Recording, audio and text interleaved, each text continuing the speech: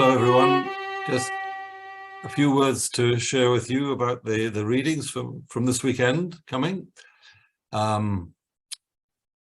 So we're looking in the Gospel at a story I think all of us remember. I remember it very strongly from my childhood, about the man that builds bigger barns, and the Lord says, "Fool, this night God requests your presence elsewhere." And just thinking about it, the man is only thinking about himself, isn't he? About his own, building up his own probably reputation, building up his own security.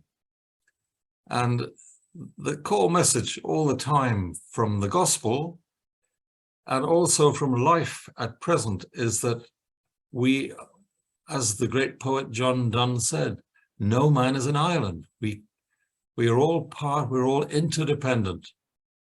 And everything is screaming that out to us today, dear friends. The environmental situation, we know that the biggest polluters are the industrial nations, and those that suffer most are the poorest, but they suffer because of our excess. The COVID pandemic taught us how dependent we are on each other, and there are lots of beautiful stories of helping one another, being concerned for our neighbors, and the great huge growth of interest or rediscovery of interest in the beauty and importance of nature, and how we must protect and nurture and cherish this common home, as Pope Francis calls us. And so what I see from the readings this weekend is that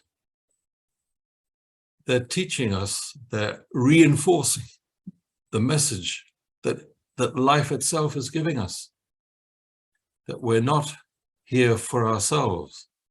We're here to try and build up the great community, the bringing together the scattered children of God, as the scriptures have it. And that's what we must be trying to do in our neighborhood, in our families, in our communities, in our neighborhood, in our nation.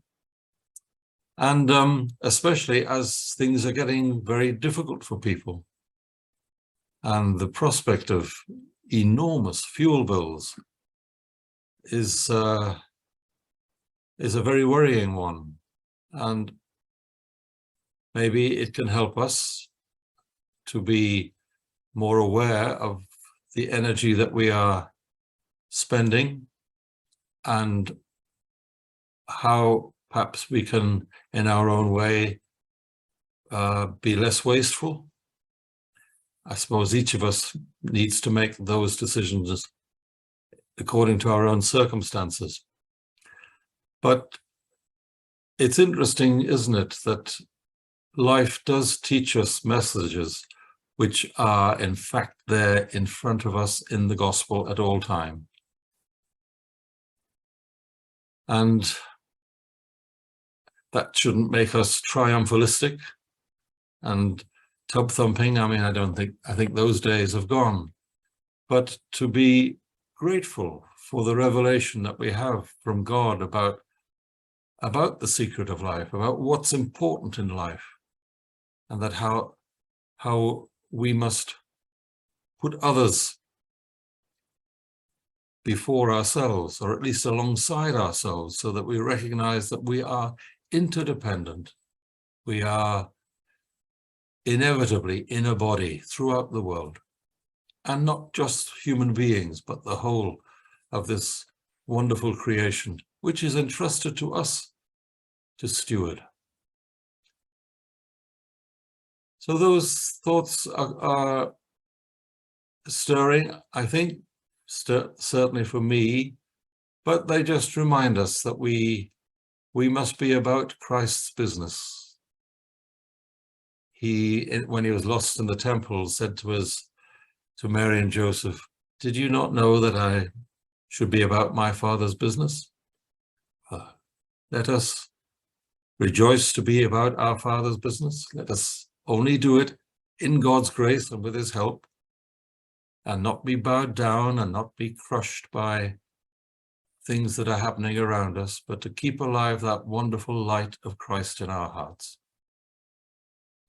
And I warmly recommend you to look carefully at the second reading of this weekend's Mass from St. Paul's letter to the Colossians. Have a good week. God bless you all. Messages for the weeks ahead, dear friends. Our Thursday adoration, it looks as though we can continue without making any major adjustments, any major changes throughout August, which is great. That's a great tribute to you all, so delighted about that. We have dear Jill May's funeral on Monday morning at 10, and I hope many will come, because Jill has no family. Her next of kin is her longest lasting friend, Linda. So do come and pray for Jill, and pray in thanksgiving for her life.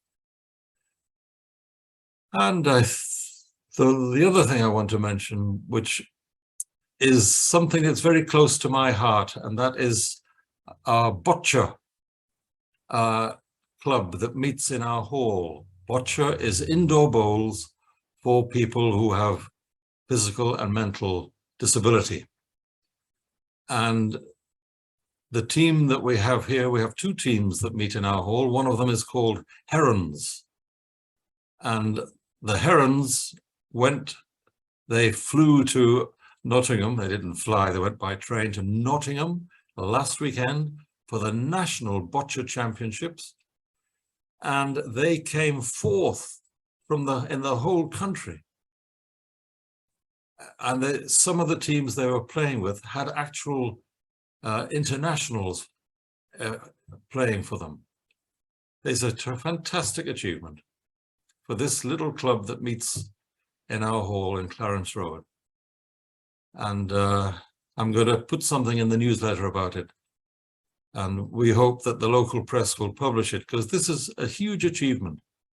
That these young people, they are all of them young, who've spent time developing their skills, training, and are now able to achieve that great success of becoming fourth in the whole of the National Boccia Championships.